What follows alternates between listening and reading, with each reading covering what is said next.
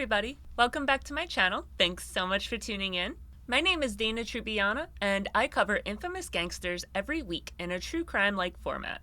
My show, Mob Times, comes out every Tuesday, and it's kind of random when it comes out. So if you really want to catch my episodes the day they come out, I would suggest putting a little alarm bell on for my channel so that you get that little notification whenever my videos come out, and then we can hang out every single week on Tuesday.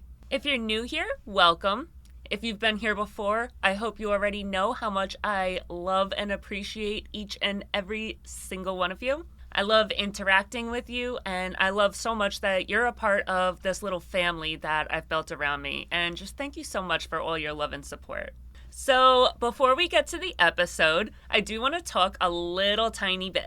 I don't have much, but again, I do have chapters in every single one of my episodes. So if you're super not interested in my intro and you just want to go ahead and start hearing part 2 of Joseph Lombardo, you are more than welcome to just hit chapter 2 and we will go right back to talking about him. But yeah, so I don't really have that much going on right now. If you check my channel, I did just almost hit 35K as of the day that I'm posting this. So hopefully by the time that this video actually goes up, that number will have skyrocketed up. But if it hasn't, that's still a super impressive number. And I couldn't be happier with it. So listen, I'm not complaining. 35K is amazing. It started to feel like I was never going to get there. So the fact that I'm at 35K, I'm so happy with it. So if it's still at 35K when this goes up, I'm still super happy. If it did go up though, we're gonna have to do our 40K giveaway sometime soon. And I could not find a better reason to bankrupt myself than doing these giveaways. I'm totally here for it. I am okay with it. So it's a little hard to do these intros when literally I just recorded an episode like 2-3 days ago. I put everything that's been on my mind in that intro. So I don't really have too much to talk about here, but I do want to talk about something that's been on my brain today. I really hope if you're watching this that you're not one of the people whose bubble I'm going to be bursting today, but I have got to burst it. So let me set the scene here for you. Today I'm hanging out in my room, minding my own business, I'm scrolling TikTok. I come upon a TikTok live where this dude is videotaping a dead whale that has washed up on shore in Mexico. Now, I'm just like watching this live because like how often do you get to see a whale? You know, like it's interesting. And I'm really interested to see if this whale is alive, because it's not made clear, and it's in Mexico, so they're speaking Spanish. I don't know Spanish, so even if he is saying like, hey, this whale is clearly dead, I can't understand it. So I just want to see what's going on. The whale is moving around, but that's only because it's still in the water. It's shallow water, but it is still in the water. And the waves are like pushing its fins around. It's getting flipped over every once in a while, so it's still moving, but it becomes clear pretty quickly that this whale is dead. But it hasn't been dead long, to the point that a lot of people that are commenting are still believing that it's alive. It isn't rotting. There's no sign that this thing has been dead for a while. It definitely hasn't been sitting on shore for a while because it's flipping around. It definitely would either be further up on the sand or it would have washed out to sea already. Now, while the whale is interesting, what I found even more interesting was the comments. I'm watching these comments, and there's thousands of them, and almost every single person that's commenting in there is commenting one of two things. They're either commenting that, one, the whale is alive, and the people that are on the beach should help it get back into the water, or two, that the whale is dead, and that the people should stay far away from it because if it's dead, it's gonna explode any second now, and you don't want to die. And that right there is when I found out that people, a large number of people apparently, legitimately believe that whales have this, I don't know, self-destruct button. That the second they stop breathing, all of a sudden they just spontaneously combust and explode everywhere. And I find that so freaking wild. Now, listen, I am more interested in history than the average bear. Obviously, as you can see, I've built an entire channel talking about history. But what you might not know is that I'm interested in all stages of history. I am beyond interested in everything from dinosaurs to the Middle Ages. I love hearing about the Neanderthals and the Denovans and evolution, all of that fun stuff. The way that everybody makes fun of Ross for being boring and being so interested in this kind of stuff on Friends. Yeah, that's the way that people are when they talk to me. Their eyes glaze over, but I just find it so freaking fascinating, and it boggles my mind that other people don't find it fascinating. Now, that's all to say that I have looked into a lot of stuff. And that kind of makes me know a tiny bit more than other people on this kind of stuff. I'm used to that. But it's not to the point where I'm like an expert witness. My point in saying all of that is that while I know that whales do not have a random combustion button inside their brains, I was under the impression that the rest of the world knew that too. But apparently, that's not such common knowledge. Did you know that? Did you know that whales don't just spontaneously combust out of nowhere the second they die? Like, yeah, whales exploding is a risk, but only if that whale has been baking in the sun for days. Most likely weeks, but let's say days. Do you know why whales explode? Because they bake in the sun, and as the temperature rises, the gases in their stomach build up until they explode. That takes at the very minimum days, and that would be in very high temperatures, but we're in the middle of winter right now. Even Mexico is a little chilly. It's in like the 60s, 70s right now. But most of the time, it takes weeks for that to happen. And honestly, most of the time, that doesn't even happen. It's a pretty rare occurrence for a whale to explode. So, I don't know, I just wanted to talk about this a little bit because if you're watching my video and you're under the impression that whales die and then the second they die, they like spontaneously explode and kill everything in their path, that's not the case. So anyway, let's get back to gangsters, shall we?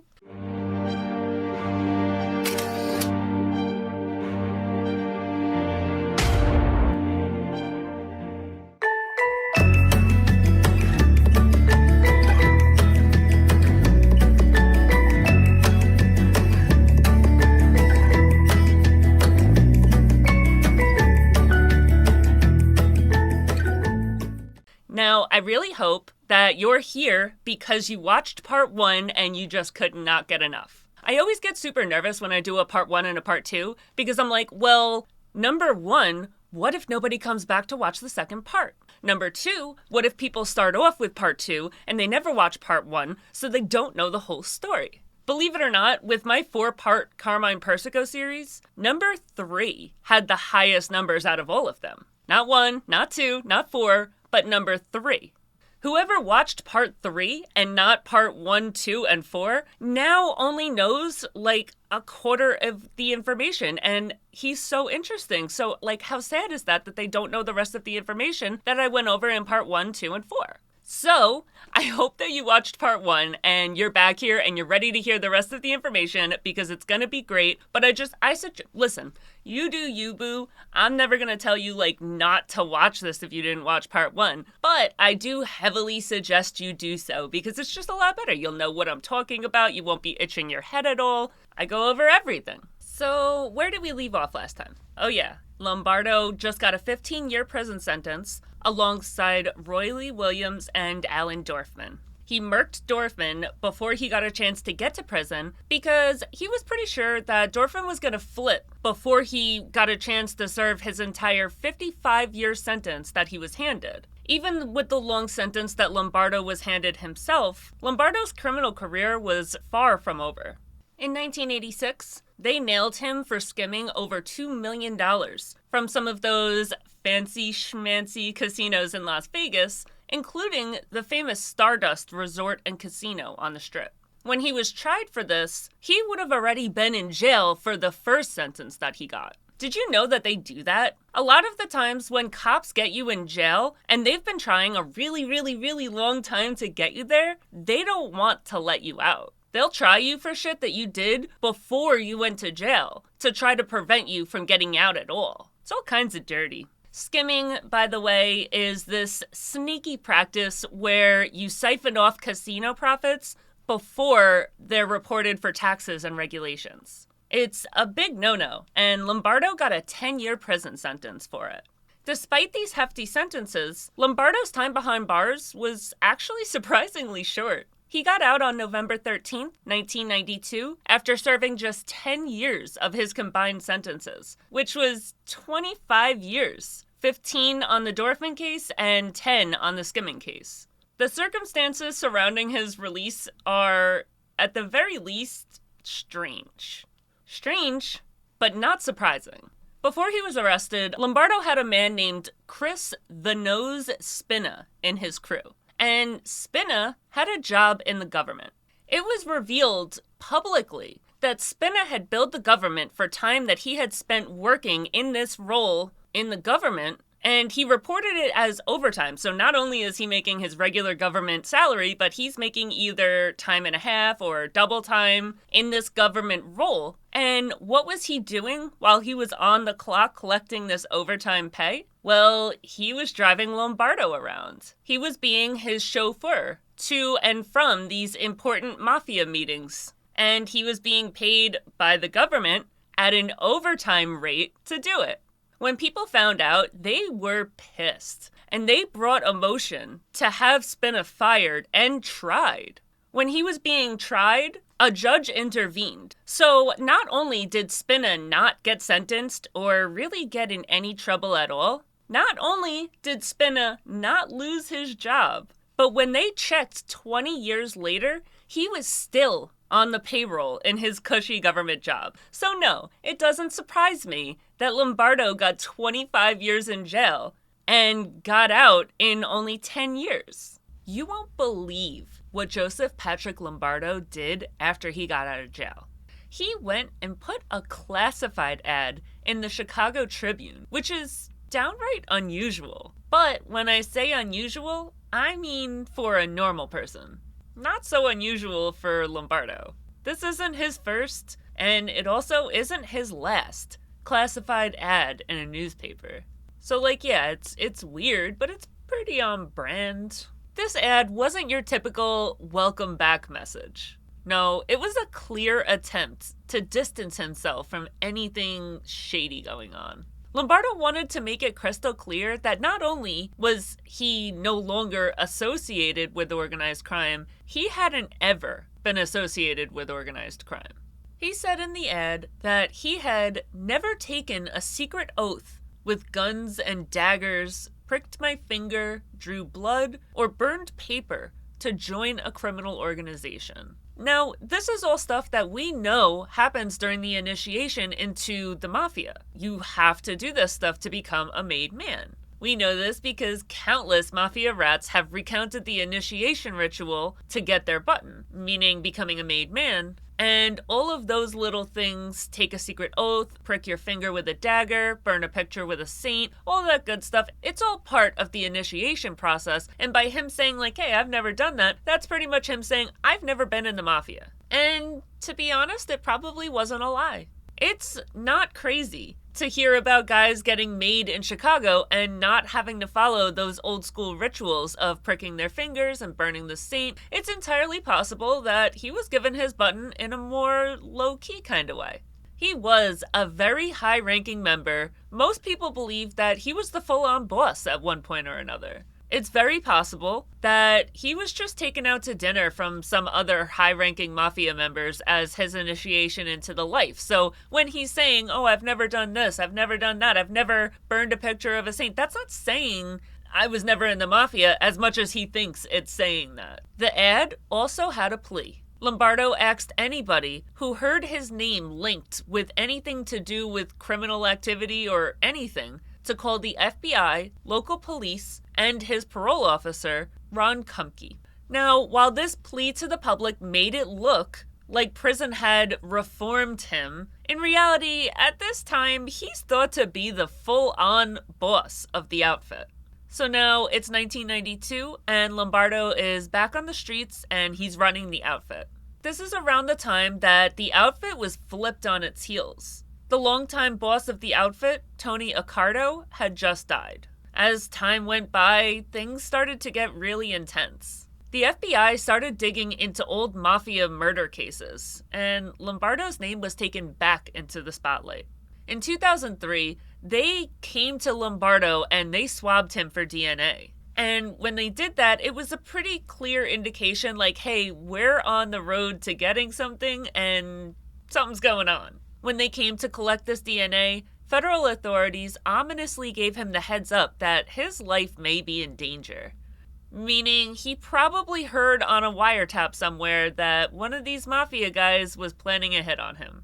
On April 25th, 2005, which is my birthday, by the way, April 25th, it was like a bombshell dropped. Lombardo, along with 13 other gangsters, got hit with a very big indictment as part of a case called Operation Family Secrets, a massive federal operation that uncovered 18 murders tied to the outfit dating back to the 1970s. When federal agents swooped in to nab the 14 defendants, they quickly realized that Lombardo had pulled a disappearing act. Yep, he was gone, like a phantom in the night. The funny thing is, this isn't the first time that he ran when he knew, like, he was fucked.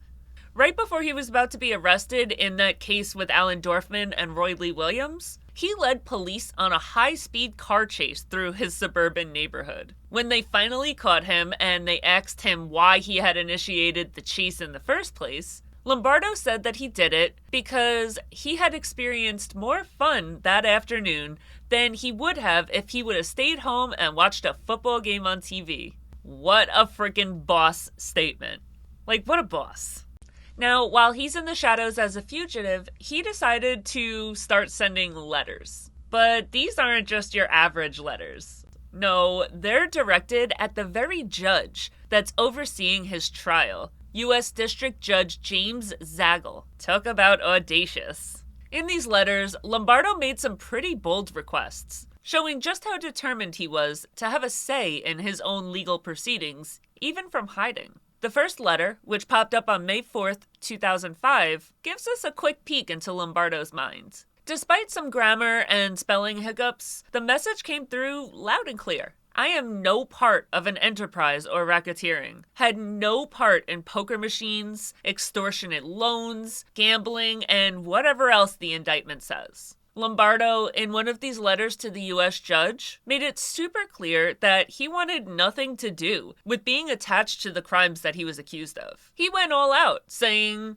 "About the 18 murders in the indictment, I want you to know that I was not privy before the murders, during the murders, and after the murders, and to this present writing to you." In other words, he's saying he had zero connection to these murders, none whatsoever. He didn't know about them, he didn't take part in them, he is completely innocent, and he's never even heard of these people. And it doesn't stop there. He tried to paint himself as a nice guy, saying, "I want you to know that I am not a violent man in any way, shape, or form. I do not own or have any weapons of any kind. If the FBI should find me, I will come peacefully, with no resistance at all." Basically, this is his way of telling the judge, like, hey, I'm not a dangerous fugitive on the run. I'm peaceful, I won't put up a fight if they catch me, and I'm just trying to make things fair here. In this letter, Lombardo pulled off a bold move by asking for a $50,000 recognizance bond.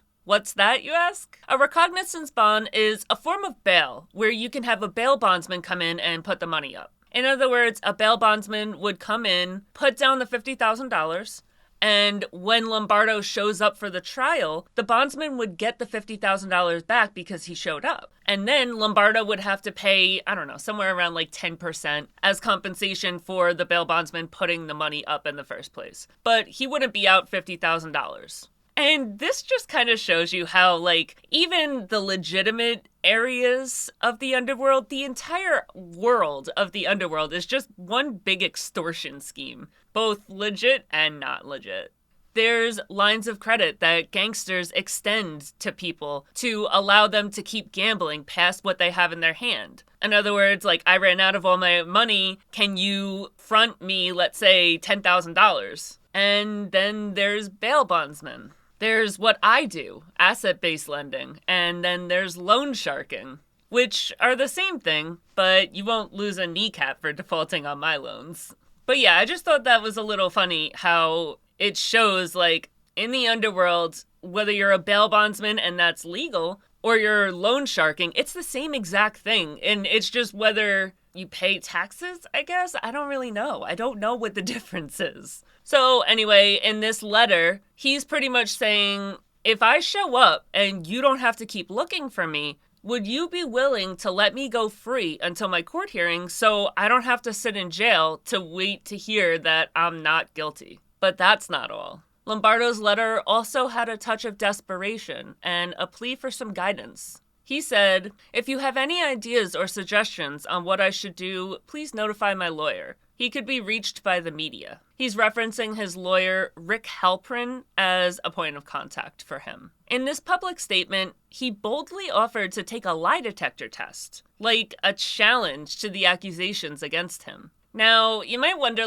why is this a big deal? We know that lie detector test results aren't accepted in court. Well, it's all about the court of public opinion, and those results, they can be pretty persuasive. But that's not all. Lombardo also asked to be tried separately from the other defendants in the family secrets case. If his case was separated from the rest of the family secrets case, it would have let him steer his own legal ship, keeping his case away from potentially damaging evidence or testimonies that are related to the co-defendants in the family secrets trial. And it would also allow him to call upon his co-defendants as witnesses.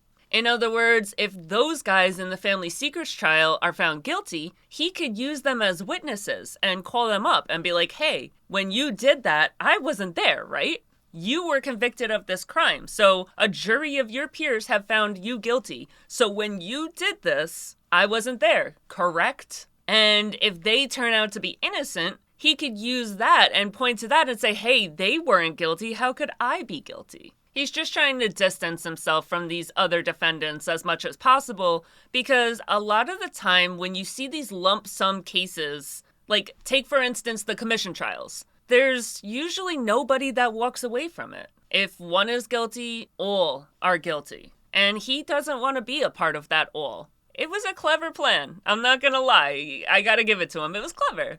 But U.S. Judge James Zagel shut it down pretty immediately, aiming to keep the legal process consistent and on the straight and narrow. What's pretty fascinating is how Lombardo managed to keep in touch with his lawyer, Rick Halprin, even as a fugitive. In August and September of 2005, he sent more letters to Halprin. These letters showed that he was keeping a close eye on the local news, especially a state hearing about the allegations that the mayor of Rosemont, Illinois, Donald Stevens, had met with some members of the Chicago outfit. Now, this letter that was written to the judge was handed to the judge, and the judge responded immediately.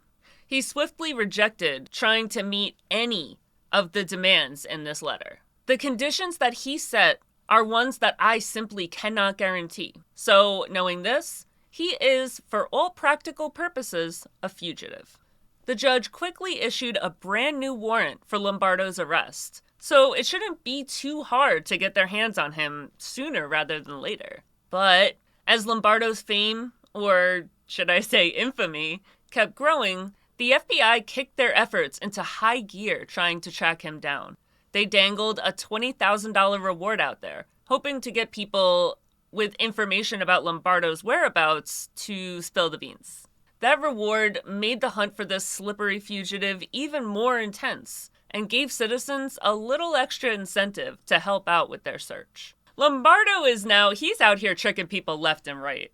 During his time on the run, the Chicago Tribune posted what they thought was an exclusive, a photo given to them by a Columbia College student who claimed that he had seen Lombardo and taken a picture of it. The photo depicted an older man smoking a cigar and riding a bicycle. The Chicago Tribune turned around and put that on the front page of the newspaper. The headline read, "Have you seen this clown?" They had to retract the story a few days later when it was proven that the person in the picture was not, in fact, Lombardo, but a close lookalike, which is all kinds of embarrassing. Lombardo's stint of running from the law lasted over 8 months and ended on January 13th, 2006, when the FBI agents finally got their hands on their man. So where did they catch him? Right outside his buddy Dominic Calarco's home in Elmwood Park, Illinois. When they got him, Lombardo looked completely different from the polished mobster that everybody remembered. He was all bearded and scruffy, like he had been through some seriously rough times during his days in hiding. He's out here looking like Ted Kaczynski or Charles Manson, just not caring at all about his appearance. It's giving more cult leader than infamous mafia leader of the Chicago outfit. The whole capture was pretty unexpected and ironic. Federal agents got a tip about where he was because Lombardo had to go to the dentist for a bad tooth. And guess who his dentist was? Patrick Spilotro, the brother of Tony Spilotro, who used to be a pretty big deal in the outfit. The dentist visit led authorities straight to Lombardo's hiding spot.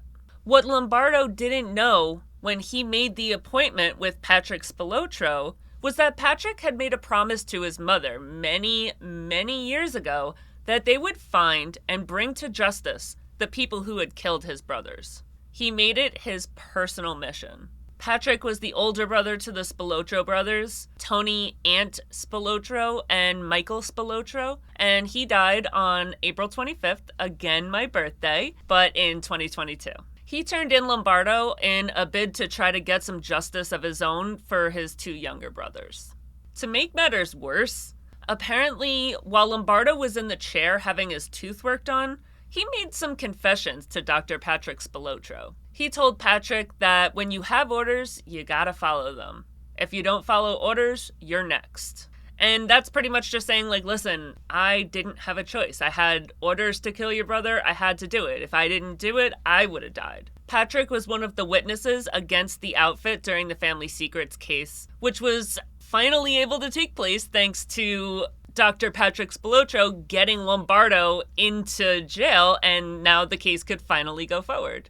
As far as the Spilotros, remember the two guys, the one that Lombardo sent to Vegas on his behalf, and then him and his brother disappeared? We talked about this in part 1, so if you watched part 1, you should remember this part. Now, if you don't remember, or you didn't watch part 1, both Spilotro boys disappeared on June 14th, 1986. The last place that they had been seen was driving together, leaving Michael's house in Oak Park, Illinois. They were reported missing on June 16th, and the car they left in was found a few days later in a motel parking lot. The bodies of the missing brothers were found June 22nd in their underwear, buried on top of each other in a shallow grave in a cornfield known as Willow Slough Preserve near Enos, Indiana.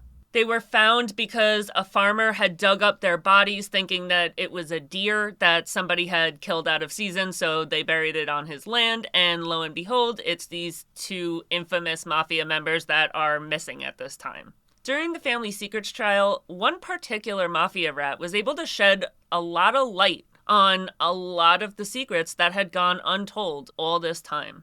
Nicholas Calabrese testified that things had not gone down with the Spilotros as authorities had assumed all this time. Everybody thought that the brothers were taken out to this cornfield, beaten to death, and buried in these shallow graves. Calabrese told the court that they had actually killed these two in the basement of a house in Bensonville. The two brothers willingly went to this location, thinking that they were walking into a ceremony for Michael to be given his button and take the oath, but ended up getting whacked instead. Apparently, when Tony realized exactly what was going on, he asked if he could say a prayer, which is like super sad. Like, ugh, I hate this.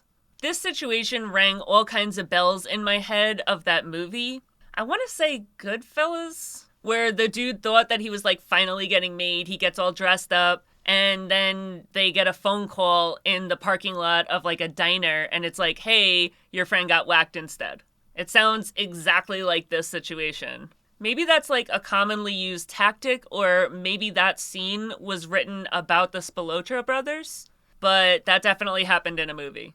But that movie might be Donnie Brasco too. I just can't remember. It's one of the two. It's either Goodfellas or Donnie Brasco. But now that I'm thinking about it, honestly, I'm pretty sure it was Donnie Brasco. Albert Tocco went down for these murders after his wife got on the stand and testified that she had drove him to this cornfield, and that he had also confirmed to her that he killed Spilotro. Anyways, Calabrese, he's a huge surprise. Not only had he been a made man, but so had his brother, Frank Calabrese Sr., and he was also a defendant in that very same trial. Calabrese pled guilty to his involvement in 18 murders after DNA evidence that was provided proved his part in the murder of John Feccarota, the second hitman in the Spilotro murder. And that is not really that surprising. You see that a lot. The mafia will take a guy that they don't really like that much, and they'll have him commit a murder of an important guy. Then they'll use that excuse to kill the guy that killed the guy to tie the knot on the entire ordeal. But meanwhile, they really just wanted to kill the first guy in the first place.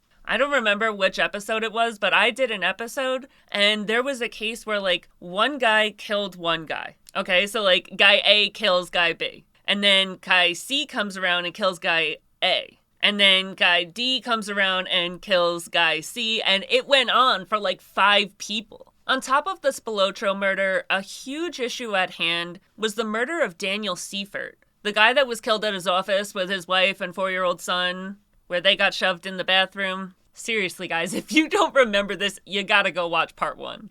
All in all, at the end of the family secrets trial, 5 men were sentenced. Frank Calabrese Sr., James Marcello, Paul the Indian Shiro, ex-cop Anthony Twan Doyle, and Joseph Lombardo. Joseph Lombardo, James Marcello, and Frank Calabrese all got life sentences. Paul the Indian Shiro was sentenced to 20 years in prison, and he was released in 2022. The ex-cop, Anthony Doyle, was sentenced to 12 years. Now, when the case began, Lombardo had his legal defense request that they be paid by the government to defend him. This is where all the divorced or not divorced bullshit started, and the government said, yeah, we'll pay for your defense, sure. But if we find out that you aren't as poor as you claim, and we will prove that, you have to pay every single dime back. And the prosecution put up a fight. They argued that he definitely did have the money to cover his own legal defense. He had $3,000 on him when they arrested him this time. When he got out of jail last time and he completed parole, he traveled to France on June 15, 2002 for 10 days. He arrived in Paris on July 11, 2002, and he continued on through France. He flew back to Chicago on July 21st, and prosecutors argue that anybody with the means to take a 10-day vacation to France isn't somebody that needs a court-appointed attorney. And he's just taking advantage of the legal system at this point, putting the cost on the American taxpayer when it should not be put there. Prosecutors claim that Joseph and Joanne, his 2 children, were transferred a massive amount of assets back in 1982 after Lombardo's case about the bribery. But that was still considered his money, and he had full access to all that money, while both of his kids vehemently denied this. Lombardo appeared in court the entire time the family secrets trial was held in a wheelchair. Despite the fact that he did his absolute best to appear fragile and weak and old to everybody in the courtroom, Lombardo spent the entire family secrets trial flirting with all the women in the courtroom. Court reporters, sketch artists, anybody that he could talk to, he was being that pervy old man trying to get in their pants while in shackles. On the day of sentencing, he appeared completely different. He didn't joke around, he didn't flirt with anybody, he didn't do anything to appear anything other than old and this frail shell of a man. The judge made a statement while reading off his conviction, stating that, in the end, we are all judged by our actions, not our wits or our smiles. He went on to say, in cases like this, we are judged by the worst things we have done, and the worst things you have done are terrible. I see no regret in you. After that statement, Lombardo was handed a life sentence for all of those convictions. That obviously means he will be spending the rest of his days in prison. All through the trial, and even when he was sentenced, Lombardo stuck to his guns, saying he didn't do any of it. He had no part in any of this. He makes a statement where he says, "Now I suppose the court is going to send me to a life in prison for something I did not do." He just would not give up on this claim of innocence, no matter what. In a moment of reflection, he did express some regret for the suffering that Seifert's family had to go through. But even then, he was kind of like, I didn't kill Danny Seifert, but I feel bad that they're sad.